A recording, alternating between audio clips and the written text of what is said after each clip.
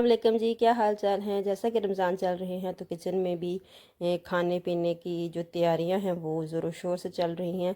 तो आज मैं आपके साथ जो व्लॉग शेयर करने जा रही हूँ उसमें मैं नींबू का रस जो है वो निचोड़ के सेव करूँगी और उसके साथ साथ आपको बड़ी मज़ेदार सी चाट बनाना सिखाऊंगी। तो ये देखिए, नींबू मैं आपको दिखा रही हूँ कि ये ख़राब हो चुके हैं, तकरीबन इनको 5 से 7 दिन हो चुके हैं फ्रिज में पड़े हुए। तो इन्होंने अब गलना शुरू हो गया ये। तो ये मज़ीद ख़राब होते, इससे पहले मैं इनको सेव कर लूँ। पहले अपनी लापरवाही की वजह से मैंने इनको छोड़ा हुआ था, बस कुछ बिज़ी शेड्यूल की वजह से। तो यहाँ पे ये काफ़ी ज़्यादा जो है वो ख़राब हो चुके हैं, गल चुके हैं। और कुछ जो हैं वो भी ठीक हैं, थोड़े गले हैं, ज़्यादा ठीक है। इसलिए मैंने सोचा कि पहले इनको किससे भी ले लाया जाए। तो मैंने इनको काटना है और फिर इनको सेव करना है। तो इस तरह से अगर सेव कर लें तो आपके नींबू जो हैं वो महीनों चल सकते हैं। अगर फ्रिज में पड़े रहेंगे तो वो गल जाएंगे, उनमें से रस ख़त्म हो जाएगा, वो जल्दी ख़राब हो जाएंगे। ज़्यादा से ज़्यादा 1 हफ़्ता या 2 हफ़्ता ही निकाल सकते हैं, इससे ज़्यादा नहीं। तो इसलिए इनको अगर जो ये तरीका है इस तरह से सेव करें तो ये बहुत अच्छा रहता है, बहुत बेस्ट रहता है। तो नींबू के दो दो रस करूँगी, इनको निचोड़ लूँगी। इस तरह पहले मैं काट लेती हूँ इनको और बाद में हम इनको निचोड़ लेंगे। तो नींबू हमारे पाकिस्तान में ज़्यादातर महंगे ही रहते हैं, अक्सर मौसम में ये महंगे ही होते हैं। किसी थोड़े आगे जाके थोड़े होंगे कि ये थोड़े सस्ते हों, तो उस मौसम में आप लेके इनका रस जो है वो महफूज कर सकते हैं। जब नींबू मार्केट में सस्ते हों तो आप इसको पूरा साल चला सकते हैं। तो मैंने इनको निचोड़ लेना है, इनका रस जो है निकाल लेना है। एक डिश में इनका रस निकलेगा, इतने ज़्यादा ये नींबू थे, 1 किलो नींबू थे, कुछ निकल गए इनके अंदर से जो ख़राब थे और बाकी ये थे। और रस जो है वो देख सकते हैं आप, काफ़ी रस वाले हैं। कुछ तो होते हैं बिल्कुल उनमें रस नहीं होता, लेकिन इनमें अच्छा खासा रस है। तो बहरहाल मैंने ये सारे जो हैं वो निचोड़ लेने हैं। और ये थोड़ा मेहनत का काम है, अगर अच्छा आपका ये नींबू निचोड़ने वाला हो तो वो इजी रह जाता है। तो ये मैंने सबको निचोड़ लिया है और अब मैं आपको बताऊंगी कि ये रस जो है वो किस तरह से मैंने महफूज किया। और इनके छिलके जो हैं उनको भी आप महफूज कर सकते हैं, उनको भी आप बिल्कुल फेंकिएगा नहीं, बहुत ही काम वाले होते हैं। लेकिन मैं फेंकूँगी क्योंकि मैं बड़ी लेज़ी हूँ इस मामले में। इनका करना क्या है आपने कि ये छिलके जो है आप धूप में रखें और सुखा लें इनको। ये सुखाने के बाद आप इनका बहुत अच्छे से स्क्रब बना सकते हैं। हैंड और फिट के लिए, हाथ और पाँव के लिए बहुत अच्छा स्क्रब बन जाता है इनका। अच्छा सा जब ये सूख जाएंगे तो इनको आप ग्राइंडर में डाल के पेस्ट बना लें और अर्के गुलाब में या दूध में, जो आपको सूट करे, आप उसमें डाल के इसका स्क्रब जो है वो अपने हाथों पे और पैरों पे, मुंह पे नहीं करना क्योंकि मुंह काफ़ी किसी का सेंसिटिव होता है, क्रीम्स लगाने की वजह से किसी का वैसे सेंसिटिव होता है, तो वो रैश हो सकती है। अपने हाथों और पाँव पे इनको लगाना है। तो मैं इस मामले में बड़ी लेज़ी हूँ, मैंने पहले काफ़ी जो रस हैं ये छिलके हैं इनको सुखा के इनका पेस्ट बना के रखा हुआ है, लेकिन मैं लगाती नहीं हूँ। तो इसलिए मैं इनको ये वक्त नहीं करूँगी इनको सुखाने का। तो मैंने इनको कर दिया साइड पे। अब इनका रस जो है वो महफूज कर लेते हैं। वो किस तरह करना है, यहाँ पे मैंने आइस क्यूब्स के जो बॉक्स होते हैं वो ले लिए हैं। उसमें मैं एक एक बड़ा चम्मच जो होता है जिससे सालन वगैरह डालते हैं, वो एक एक बड़ा चम्मच मैं इसमें डालती जाऊँगी। और आप देख लें जितनी मेजरमेंट आपको चाहिए उस हिसाब से इसमें डाल लें रस। तो मैंने ये एक एक चम्मच जो है इसमें डाल दिया है। आप चाहें तो छोटे चम्मच से भी डाल लें, जिस तरह आपको इजी लगे, जितना आपको लगे कि इतना हम आसानी से यूज़ कर सकते हैं। तो ये इतना सा जो नींबू का रस है ये काफ़ी जगह पे यूज़ हो सकता है, मतलब काफ़ी दिनों तक यूज़ हो सकता है। नींबू का रस जो है वो हमें थोड़ी मकदार में चाहिए होता है, बहुत ज़्यादा इसकी मकदार नहीं चाहिए। तो ये 1 क्यूब्स लेके आप शिकंजवी में डाल लें, शिकंजवी बना लें, या किसी भी रेसिपी में डालनी है तो भी आपने इसको फ्रिज से निकाल के थोड़ी देर बाहर रखना है। और फिर जब ये मेल्ट हो जाए तो आप इसको यूज़ करें। और अगर आपको बहुत जल्दी है तो आप 1-2 सेकंड के लिए ओवन में भी इसको रख सकते हैं। उसके बाद हम चाट बनाएंगे, तो उसकी तैयारी करना शुरू कर देते हैं। तो मैंने आलू ले लिए हैं और इनको काट लूँगी और फिर इनको उबाल लूँगी। मैं आलू को काट के ही उबालती हूँ, बड़ी जल्दी ये उबल जाते हैं। इस तरह से वॉश करके पहले रखे होते हैं, फिर आप इसको वॉश करने के बाद काटें और फिर उबाल लें। और ये जो सॉस पैन आपको नज़र आ रहा है ये काफ़ी जला हुआ है। क्यों जला हुआ है ये मैं आपको आगे चल के बताऊँगी। अच्छा जी, अब हम साथ साथ जो चने हैं, ब्लैक चने, काले चने जो हैं, उसकी चाट हम बना रहे हैं। वो उबाल लेते हैं। ये मैंने रात भर भिगो के रख दिए थे और सुबह हमने इसको उबालना है। 1 कप ये चने थे और बेहतर यही होता है कि आप चनों को रात भर भिगोएं तो वो बहुत आसानी से गल जाते हैं, एक अंदर तक गल जाते हैं। क्योंकि ये काफ़ी सख्त होते हैं। वाइट चने जो होते हैं, सफ़ेद चने, वो जल्दी गल जाते हैं, ये गलने में थोड़ा टाइम लेते हैं। इसलिए आप इसको सारा रात भिगो के रखेंगे ही तो इनका बेस्ट रिज़ल्ट जो है वो आता है। तो बस जी इसको कुकर लगा देंगे और तकरीबन मैंने 20 से 25 मिनट रखा था क्योंकि मुझे इनको बहुत सॉफ्ट गलाना था। तो वो पिछले दिन की वीडियो थी जब मैंने नींबू को निचोड़ा और उनका रस जो है वो निकाल के फ्रीज़ किया था। ये नेक्स्ट दिन मैं वीडियो बना रही हूँ तो नेक्स्ट दिन मैंने निकाल लिया क्यूब्स को बाहर और फिर मैंने इनको जो कोशिश की कि बाहर निकालूं उनके क्यूब्स, लेकिन ये इतने स्टिकी होते हैं जिस तरह से बर्फ़ निकलती है उस तरह से ये नहीं निकलते, ये काफ़ी मुशक्क़त से निकलते हैं। इसका जो रस है वो स्टिकी होता है जमने के बाद, और बड़ी मुश्किल से ये मैंने निकाले थे। कभी मैंने टूटी के नीचे पीछे से पानी गिराती थी और फिर कभी छुरी के साथ मैंने इनको निकालने की कोशिश की, कभी मैंने शेल्फ़ पे अच्छी तरह इनका रगड़ा दिया तो पटा अच्छी तरह से इस आइस क्यूब्स के बॉक्स को, तो फिर जाके निकले। बहरहाल काफ़ी ज़्यादा मशक्क़त के बाद ये सारे क्यूब्स जो थे वो निकल आए थे और फिर इसको मैंने फ्रीज़ कर लिया।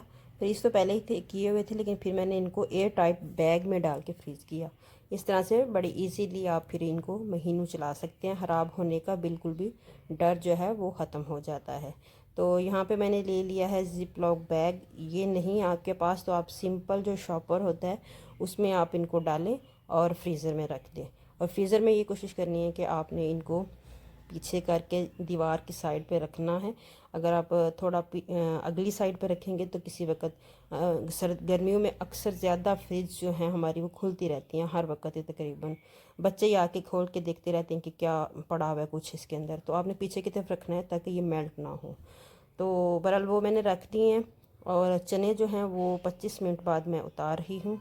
और ये कितने गले हुए हैं वो मैं आपको दिखाती हूँ। एक चना पकड़ के ये देखें, बिल्कुल मलाई की तरह ये गल चुके हैं और इतने ही गले हुए हमें चाहिए। बिल्कुल भी इसके अंदर कनी दाना नहीं होना चाहिए और बिल्कुल अच्छे से ये गले हुए हों। इनके अंदर मैंने नमक ऐड किया था क्योंकि फ्लेवर नमक का इनके अंदर तक चला जाता है उबालने से पहले।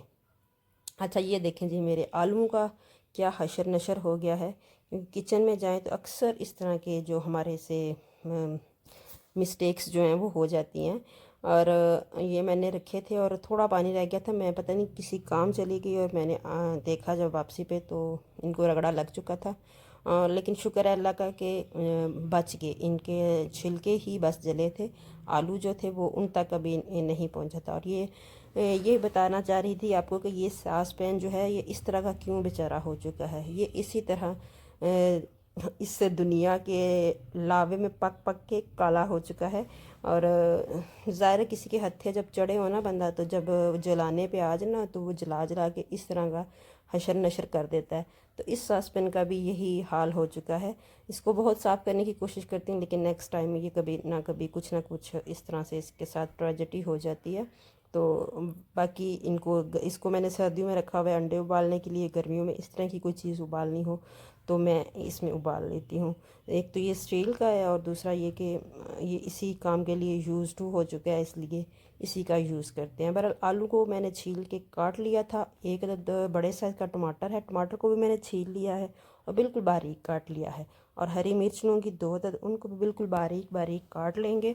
और टमाटर को आपने छीलना ज़रूर है क्योंकि इसका जो छिलका है वो गलता नहीं है, आपके पेट में जाके भी नहीं गलता, ये वेस्ट ही होता है, ये गलता नहीं है। इसलिए आप पहले ही इसको छील के ही यूज़ किया करें। उसके बाद मैंने ले ली है जी एक कढ़ाई, तो कढ़ाई में डाल लिया है कुकिंग ऑयल। कुकिंग ऑयल मैंने 4 चम्मच डाले थे और उसके अंदर मैंने डाल दिए हैं ये उबले हुए चने। अब हमने इनकी करनी है बुनाई। बहुत ही मज़े के ये बनेंगे जब ये अच्छे से बुने जाएंगे, तो सख्त बिल्कुल नहीं होंगे ये। भूनने के बाद मैं इसमें डाल लूँगी नमक। नमक मैंने पहले भी मैंने इसमें डाला हुआ है, इसलिए मैं थोड़ा ही डालूँगी, आप अपने हिसाब से देख लें। हल्दी डाल देती हूँ मैं इसमें ½ टी स्पून, और उसके अंदर जाएगा इसमें सुरख मिर्च जाएगी। पहले मैंने शायद सुरख मिर्च डाली थी, अभी हल्दी डाली है।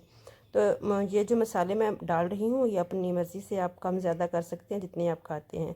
चाट मसाला मैंने डाला है थोड़ा सा, तकरीबन हाफ़ टी स्पून के करीब मैंने इसमें चाट मसाला डाला है। और उसके बाद मैंने सूखा धनिया भी हाफ़ टी स्पून के करीब ही डाला है। और उसके बाद ये भुना हुआ कुटा हुआ ज़ीरा है, ये भी हाफ़ टी स्पून डालेंगे। स्पाइसेस अगेन कह रही हूँ कि आप अपनी मर्ज़ी से डालें, बिल्कुल मेरे पे ना जाएं। जितना आप खाते हैं कम ज़्यादा आप उतना डालें। इनमें से कुछ स्किप भी कर सकते हैं, लेकिन अगर चटपटी और करारी चाट बनानी है तो ये सारे मसाले इसके अंदर जाने चाहिए। तो यहाँ पे मैंने इनको कुक कर लिया है थोड़ा सा।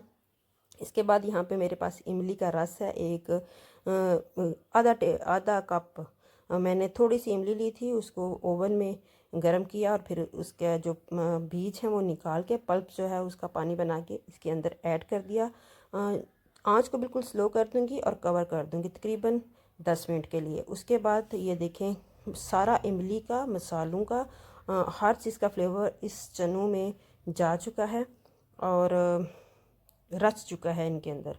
तो बहुत ही फ्लेवरफुल से बन चुके हैं। बस अब मैंने इनको उतार लिया है, तकरीबन 5-7 मिनट हो चुके हैं इनको चूल्हे से उतारे हुए। ये इनका टेम्परेचर थोड़ा सा डाउन हो चुका है, बिल्कुल ये गर्म नहीं है। और अब हम इसमें बाकी चीज़ें जो हैं वो ऐड कर लेंगे जो हमने पहले तैयार की हुई है इसमें डालने के लिए। आलू काटे हुए थे मैंने छील के बारीक बारीक, वो इनमें ऐड कर लेती हूँ।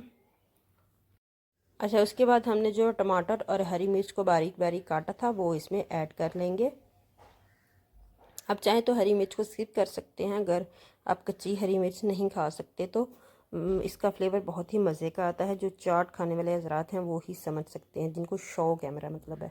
और उसके बाद मैंने यहाँ पे 2 दरमियानी साइज़ की प्याज ली थी, वो बारीक काट के वो भी इसमें डाल दी है। ये है जी भुने हुए चावल, इसको हम लोग कहते हैं अपनी ज़ुबान में फुलड़ियाँ, आप पता नहीं क्या कहते हैं। ये मैंने इसके अंदर ऐड कर दिए हैं तकरीबन 1 कप के। तो बस जी ये बहुत ही हेल्दी और बहुत ही मज़े की चाट जो है वो रेडी है। और 1 अदद मैंने इसके अंदर नींबू का रस डाल दिया है। अब तो ये बहुत ही चटपटी और मज़ेदार सी हो गई है नींबू डालने के बाद। थोड़ा सा नमक मैं इसमें ऐड कर रही हूँ क्योंकि मुझे नमक थोड़ा सा कम लग रहा था। तो बस इसको मैंने अच्छे से मिक्स करना है। और बस जी जब हमने इनको अच्छे से मिक्स कर लेना है तो ये चाट हमारी जो है वो डन है। इस तरह की चाट आपने एक दफ़ा तो रमज़ान में बना के ज़रूर खानी है, बहुत ही मज़ेदार और फ्लेवरफुल होती है और हेल्दी भी है। इसमें चने जो ब्लैक चने हैं वो बहुत ही हेल्दी होते हैं, भुने हुए चावल भी आपकी लिए काफ़ी हेल्दी होते हैं। और स्पाइसेस आप इसमें कम डाल लें। और बहरहाल जब हम इस तरह की चीज़ें खाते हैं तो इतना सेहत के बारे में हमने कभी सोचा नहीं है। तो अगर आप ज़्यादा ही हेल्थ कॉन्शियस हैं तो आप ना बनाएं। बहरहाल मुझे बताना था आपको इसकी रेसिपी, तो मैंने आपको इससे शेयर कर दी है, आगे आपकी मर्ज़ी। और यहाँ पे मैं कंटेनर में डाल रही हूँ ताकि जब रोज़े खुलने का टाइम हो तो हम इसको रख सकें अपने टेबल पे। जब खुद ही खाना हो तो इतना हम लोग फ़िक्र नहीं करते कि बर्तन कैसे हैं, बहुत अच्छा ज़्यादा मतलब पता है खुद ही निकालने हैं, फिर उनको खुद ही धोना है, फिर उनको उनको खुद ही संभालना है। इसलिए हम लोग बस जो सामने आया उसमें डाला। जिस तरह की ये मैंने चाट जो है वो बनाई हुई है, मेरी बेटी ने बनाई है दरअसल, तो वो भी मैंने सिंपल बाउल में मिक्स की हुई है। इसमें इतना कोई नहीं है, बस कि इनको शीशे के जार में डालो या कहीं भी। और पकोड़े, रोल, समोसे और नगेट्स वगैरह जो हैं वो साथ साथ फ्राई हो रहे हैं। तो ये थी जी हमारी आज की जो तैयारी है रोज़े की। और आई होप कि आपको काफ़ी हेल्प मिली होगी जो भी मैंने आपके साथ शेयर किया है। बस जो जो चीज़ें तैयार हो रही हैं बच्चे इनको उठा के टेबल पे रखते जा रहे हैं क्योंकि बच्चे ज़्यादा एक्साइटेड होते हैं जब रोज़ा खुलने वाला हो। वैसे तो चलें जी, ये था आज का मेरा व्लॉग। आई होप कि आपको पसंद आया होगा। मिलती हूँ नेक्स्ट व्लॉग में, तब तक के लिए दुआओं में याद रखिएगा। अल्लाह हाफिज़।